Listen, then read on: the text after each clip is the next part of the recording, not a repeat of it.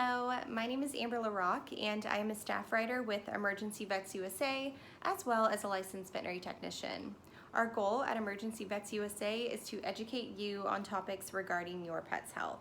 Today we'll be discussing nasal hyperkeratosis, which just refers to an overgrowth of skin cells on the surface of the nose. Unlike other dogs that have a nose that appears flat and smooth on the surface, dogs with nasal hyperkeratosis, their nose will have an excessive amount of tissue on it.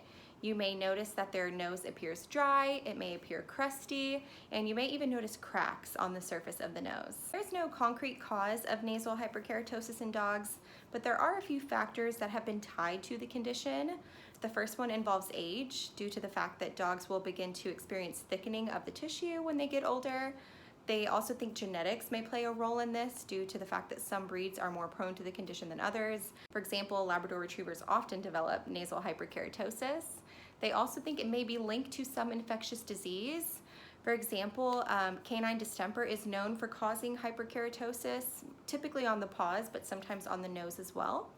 And then autoimmune diseases, especially of the skin, are known to be tied to nasal hyperkeratosis in dogs. It's typically pretty easy for your veterinarian to diagnose this condition with a simple physical exam and just by taking a close look at the nose. Your veterinarian may also scan the skin for any other sign of abnormality, and if they do see any other strange changes of the skin, you may expect them to perform a skin scraping where they look at the cells under a microscope. Or if they find anything really concerning, they may send off some tissue samples for biopsy. Because nasal hyperkeratosis can develop as a result of underlying illness, you may also expect your veterinarian to suggest diagnostic blood work just to make sure that there are no obvious systemic illnesses that your dog may be developing. Treatment for your dog's nasal hyperkeratosis will vary based on how severe it is and if there are any secondary infections present. Because these noses can become so dry and cracked, they are really prone to developing infections. These infections can be extremely painful for a dog as well. So if there's any infection present, then obviously your veterinarian will need to address that first.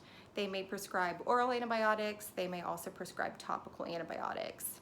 But if there's no current infection present and your dog's nose is just dry and cracked and likely uncomfortable, your veterinarian may suggest a plan going forward to moisturize the area. They may have an ointment that they offer in their office that they recommend for situations like this, or they may have a product that they recommend that you can purchase online or at a pet store that they have had great success with.